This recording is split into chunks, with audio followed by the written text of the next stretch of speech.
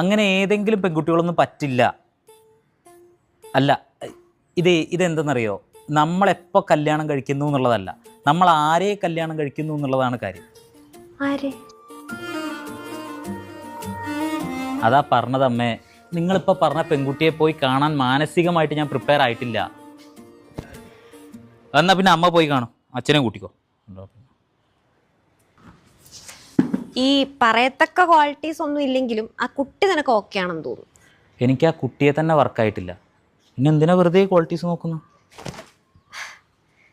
ഞാൻ ആ കുട്ടിയുടെ ക്വാളിറ്റീസ് അല്ല പറഞ്ഞേ. ഓ, കഷ്ടപ്പെട്ടാണ് നിനക്കിപ്പോൾ ഒരു ജോലി സെറ്റായിട്ടുണ്ട്, അപ്പം മുടിയും പോയി വയറും ചാടി. അല്ല അതാ പറഞ്ഞേ, എടാ നീ ഒറ്റ മോനല്ലേ, അപ്പം വീട്ടുകാർക്ക് അതിൻ്റെതായ കൺസേൺസ് ഉണ്ടാവും. അപ്പം എൻ്റെ കല്യാണത്തിന് ഞാനൊന്ന് റെഡി ആവണ്ടേ?